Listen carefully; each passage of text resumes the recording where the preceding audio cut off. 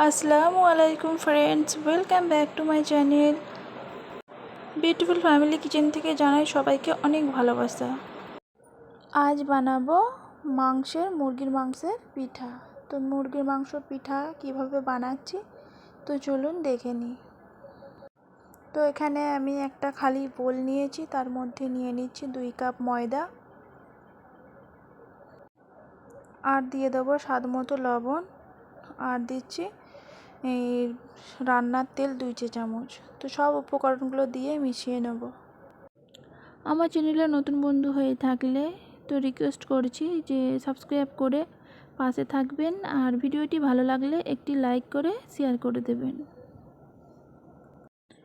তো ময়দাটা ভালো করে মিশিয়ে নিয়েছি। মেশানোর পরে অল্প অল্প পানি দিয়ে ময়দাটাকে মেখে নেব, আর পানিটা নর্মাল পানি। ময়দাটা আমরা মেখে নেব যেরকম আমরা রুটি বা পরোটা বানাই সেই হিসাবে ময়দাটাকে মেখে নেব। তো একটু ভালো করেই মেখে নিতে হবে, তাহলে পিঠাটা একটু ক্রিসপি হবে। আর এখানে আমি চিকেন নিয়েছি 200 গ্রাম। চিকেনটাকে মিক্সার জারের মধ্যে পেস্ট করে নিয়েছি। তো চিকেনটাকে হালকা ফ্রাই করে নেব। তো তার জন্য বসিয়ে দিলাম একটি কড়াই, গ্যাস চুলো অন করে তা দিয়ে দিলাম 1 চা চামচ রান্নার তেল, আর দিয়ে দিচ্ছি 1 চা চামচ আদা রসুনের পেস্ট। এই চিকেনটা ফ্রাই করার মশলা আমি একেবারে কম মশলা নিচ্ছি। আর এখানে দিলাম লঙ্কা পাউডার, আর দিয়ে দিচ্ছি গোলমরিচ পাউডার, আর দিলাম ধনিয়া জিরে পাউডার 1/2 চা চামচ করে দিয়েছি। এই চিকেনটার মধ্যে খুব বেশি মশলা ইউজ করব না। তো মশলাটা একটু ভেজে নেবার পরে দিয়ে দিলাম চিকেনটাকে 5 মিনিট মতো ভেজে নেব। তো চিকেনটা দেবার সময় গ্যাসটাকে হাই হিটে রেখে চিকেনটাকে ভেজে নিতে হবে, না হলে পানি ছাড়তে শুরু করে দেবে, তাহলে একটু সময় লেগে যেতে পারে। তো এইভাবে ভালো করে মিশিয়ে চিকেনটাকে নেড়ে নিচ্ছি।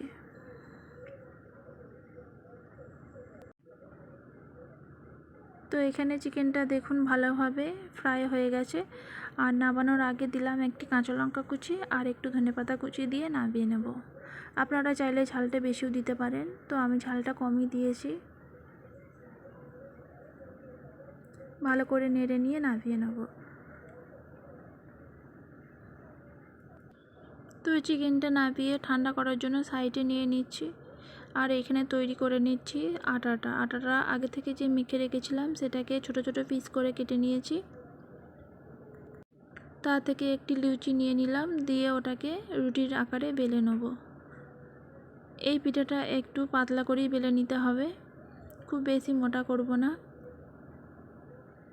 আর শুকনো ময়দা দিয়েই আমি এই রুটিটাকে বেলে নিচ্ছি। আমার এই রেসিপিটা আপনাদের কেমন লাগলো, যদি ভালো লাগে তাহলে একটি সুন্দর কমেন্ট করে আমাকে বলবেন, আর যদি ভালো লেগে থাকে তাহলে আমার পাশে থেকে যাবেন। তো এখানে একটা চাকুর সাহায্যে আমি দেখুন 2 সাইডটা কেটে নিচ্ছি কিভাবে। তো 2 সাইডটা কেটে নিয়েছি, দিয়ে এই কোণটাকে তুলে আমি এই সাইডে টেনে নেব, তাহলে 4 চৌকোটা একেবারে সমান হবে। আর এভাবে করে নিয়ে বাকি অংশটাকে কেটে নেব।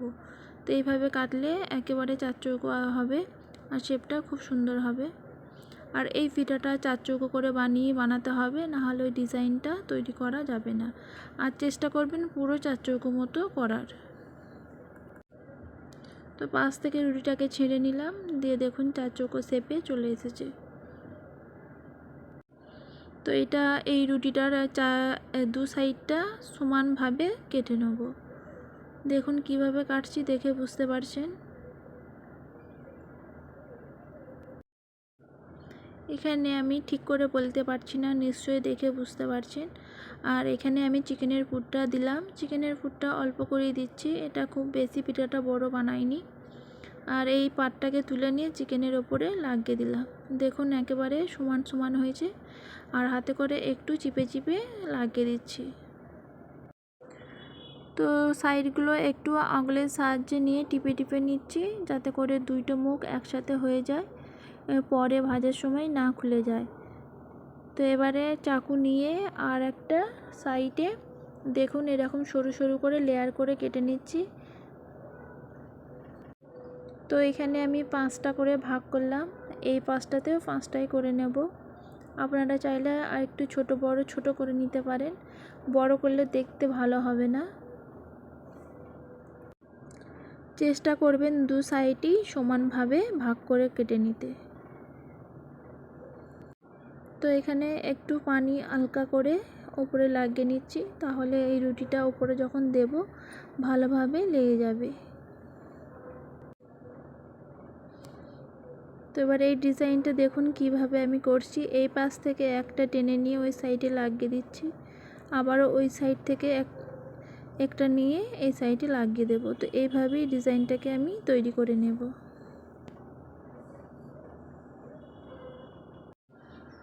তৈরি করে নেওয়ার পরে দেখুন ডিজাইনটা কতটা সুন্দর এসেছে, প্রত্যেকটি লেয়ার বোঝা যাচ্ছে। তো ভালো লাগলে প্লিজ কমেন্টে বলবেন। এই পিঠাটা বানাতে একটু সময় লাগে আর একটু ধৈর্য নিয়ে বানাতে হবে, তাড়াহুড়ো করে করলে পিঠার ডিজাইনটা বিগড়ে যেতে পারে। আর মাথায় রাখতে হবে দু সাইডের পাটটা যেন সমান হয়। তো দেখুন একটি পিঠে শেপ দিয়ে নিলাম আর কতটা সুন্দর হয়েছে। তো এই প্রসেসে আমি সব পিঠাগুলোকেই বানিয়ে নেব। আর দেখতেও অসাধারণ লাগছে। তো এখানে পিঠাগুলো বানানো হয়ে গেছে। তো আবারও একবার দেখিয়ে দিলাম। তো এখানে কড়াই বসিয়ে দিয়েছি, দিয়ে দিলাম 2 থেকে 3 কাপ তেল। তেলটা একটু বেশিই লাগবে এই পিঠাগুলো ভাজতে। তো এখানে পিঠাগুলো দিয়ে দিচ্ছি।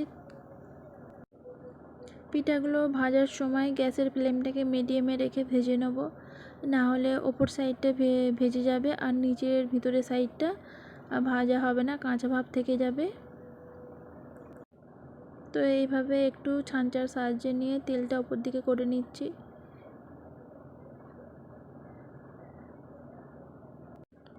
এই পিঠাটা সংরক্ষণ করে রেখে দিতে পারেন এইভাবে তৈরি করে ফ্রিজে। এটা 15 থেকে 20 দিন নষ্ট হবে না। তো হালকা করে দু সাইডটাই দেখুন লালচে কালার করে বা বাদামি কালার চলে এসেছে।